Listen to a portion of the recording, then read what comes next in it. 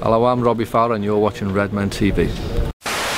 Hello, welcome to Redmen TV. It's the Uncensored match build-up show ahead of Liverpool travelling down to the Emirates to take on Arsene Wenger's Arsenal side on Saturday, 12:45 kickoff, live on BT Sport. Have that. Chris Pajak. Hello. Top four. Is it make or break time for Liverpool Football Club? I think it really is make or break now. I think, you know, they're 6 points ahead of us. If we can get 3 against them with 3 behind them, potentially still 5 behind United. If we lose this game, I think it's done for us. Yeah. I mean, you're very understandably downbeat. I think everyone was after the United game the other week, Dan. Having had that little break though, I'm kind of over it to a certain extent. I'm hungry to get back to watching Liverpool. So I'm not like super positive about anything, but I'm back to being excited about this, man. Yeah, well, I mean, we've lost one game in what, got a 14 or 19 or whatever. Well, we haven't lost since December. We'd suddenly lose one game and the world has come crashing down around our ears.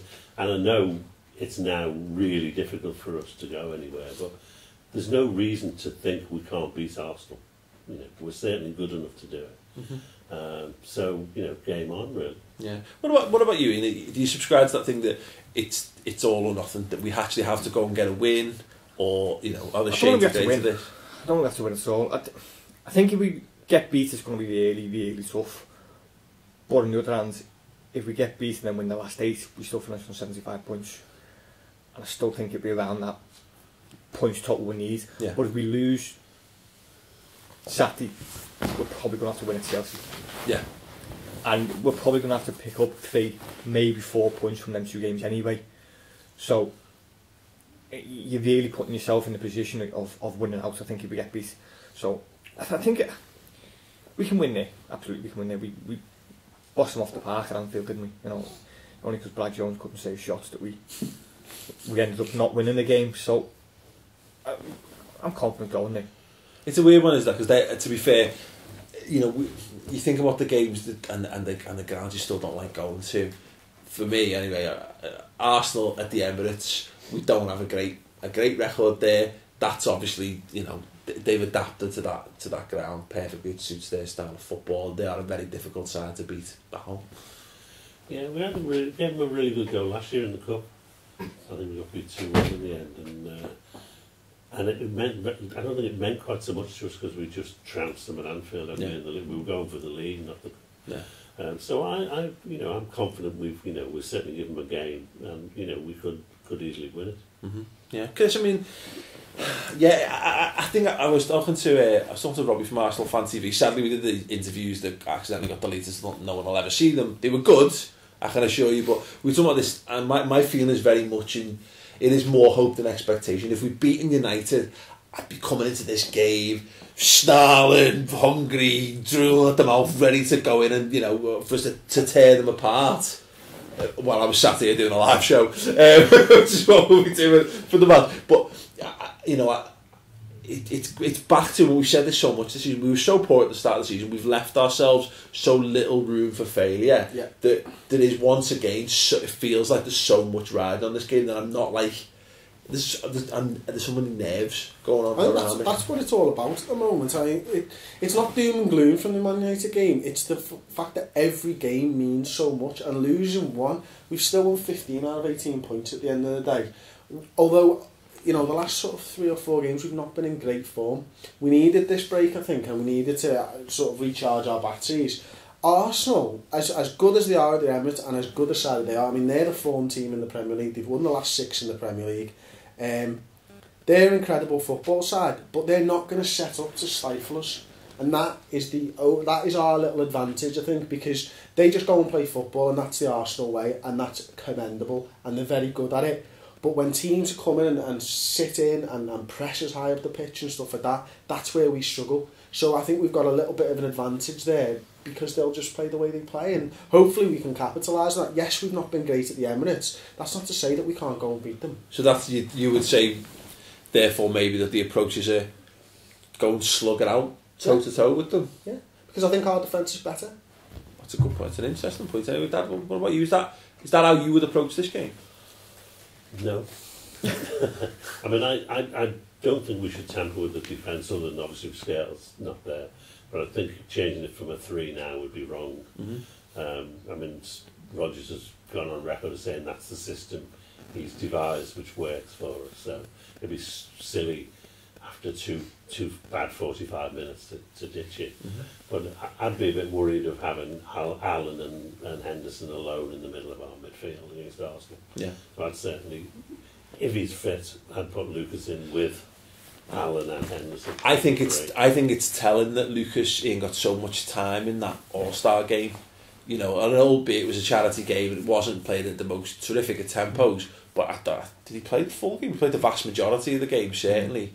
He got a very good run out in that, and it was it was telling that he needed to get a game under his belt, no matter what it was. I mean, for you, would Lucas go straight back into the side? Yeah, I think he's important just to, because again, that's where Gerrard played against Swansea when he came on, just sitting in front of that back three with pushing Allen and Henderson further on, allowing them to go and press and force the errors from Swansea in a way.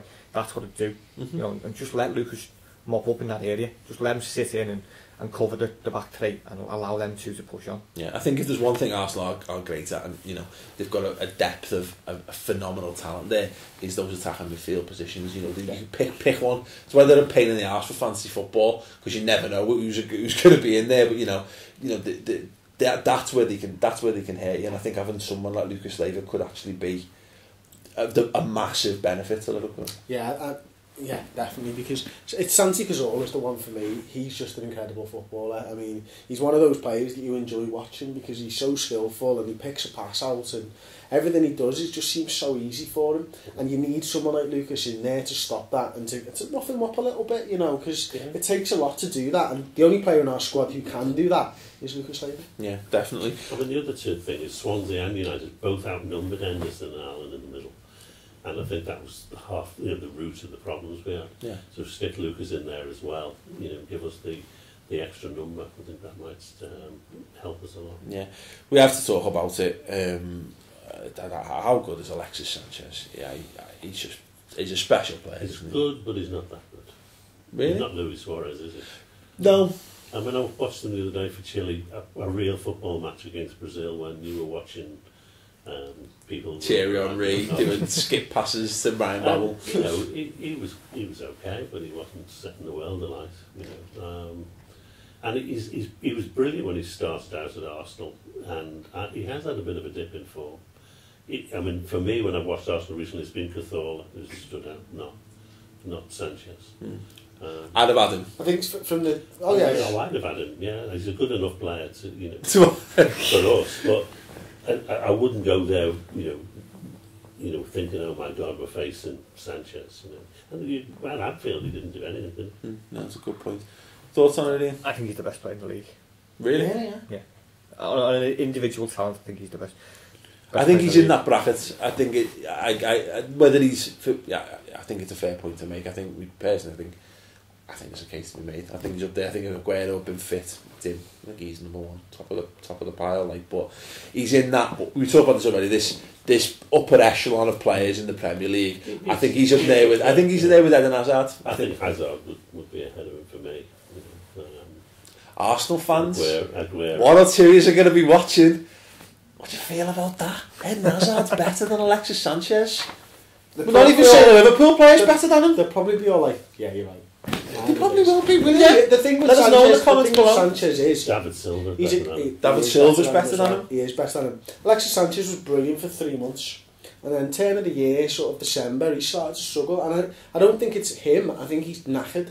I think the pace of the game is so much different to what it was over in Spain, and he's playing almost 90 minutes every single game. He's just fucking knackered. Yeah. So the pace just wasn't. It's just such a step up for them. So when they come over to Premier League, they can have a good couple of months, but it's drawing that out over an entire season. And I think he will do next year. Yeah. But I think for the rest of this season, we might have already seen. I think that you're basically making giant rods for your backs by talking about this prior to the match. I've seen you do it. Yeah. But yeah, no, he's a terrific player, and I am worried about him. I believe we can handle Giroud, and I believe we can handle Welbeck, but Sanchez is that player who can take take a football and go from nothing, and he scored, and you don't quite know what's happened. You feel a little bit baffled, a little bit sleepy. There's loads of them, haven't they? Yes, they have. To be fair, yeah.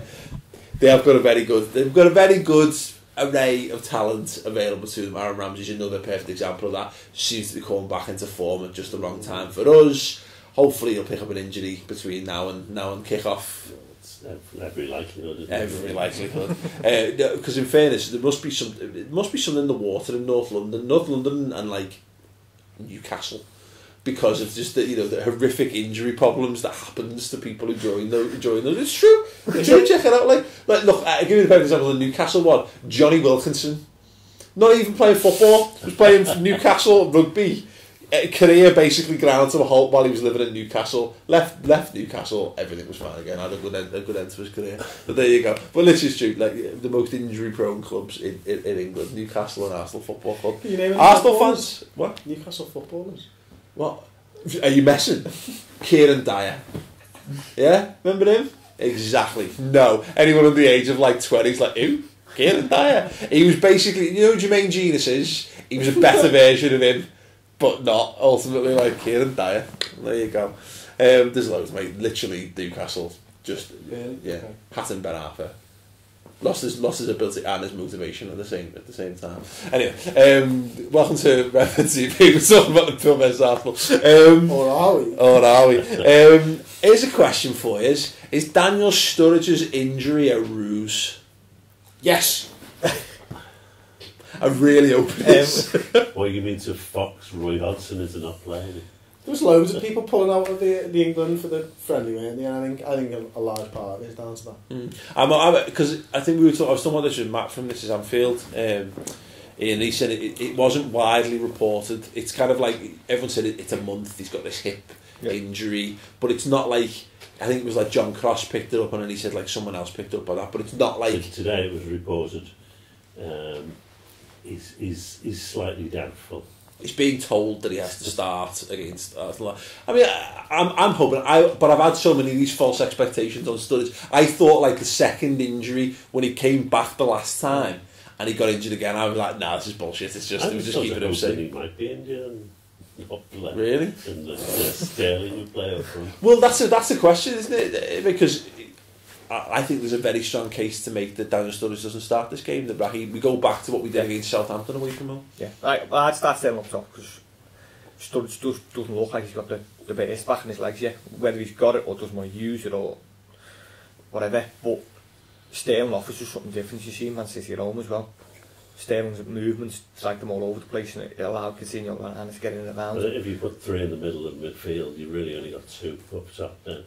Sterling and Coutinho. Yeah.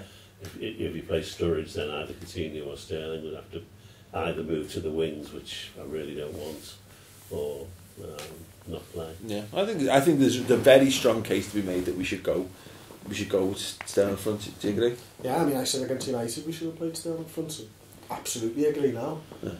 I think it's that bit. I want it, and people have asked me about this, and again, we've done some crossover content with Arsenal Fan TV this week, but I just want us to. Someone was going toe to toe. I want us to dog this game. I want us to just be horrible, be nasty, use some nous. I think we should go and do everything we possibly can to upset Arsenal, because I do worry that they've got so much talent available to them. In the absence of Skrtel, we haven't got great midfield depth. We're not going to have Gerrard off the bench if we need him, that kind of thing. I think maybe we try and be nasty, try and be horrible, and if it means a 90th minute like horrible deflected goal or a 112th minute penalty out of their coast, then that'd be fine by me. Can we have some score predictions then, please, Ian? What do you think it's going to be? 2-1 us. It's my turn to pick first. Go. 3-2 Liverpool. 2-1. Oh. Yeah, I got to go. I'd say before you finish that I have no idea who's going to play wing backs. No.